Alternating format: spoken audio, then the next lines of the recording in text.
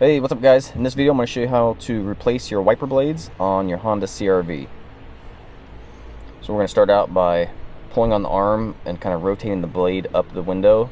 If you don't do that and you leave them sitting down, when you go to pull the arm up, it's going to hit the hood right there. So you just want to slide the arm up. It doesn't take much, just a little bit to get it past the hood so that way you're not hitting anything.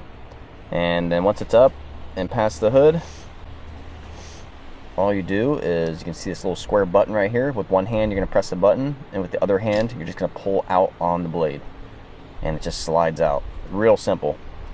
And then we're going to go ahead and we're going to grab our new blades, and I'll put a link in the description below for the blades that I like to use.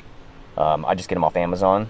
And then we just take our new blade and you just line it up and then slide it into place, and it'll click in and your blade is set. And then we'll go over to the passenger side and we're going to do the same thing.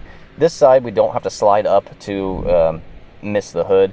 If they just slid up, it's not a big deal. Again, just push the button, pull out on the blade, and take your new blade and just go ahead and slide it in.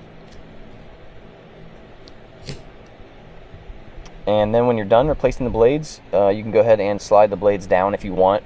You don't have to, not a big deal.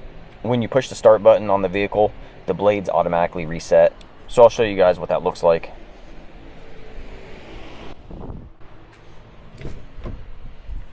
And then when we push the start button, you can see the wiper blades, they'll just go down into the start position and they'll reset themselves. And that is it guys, that's how you replace your wiper blades.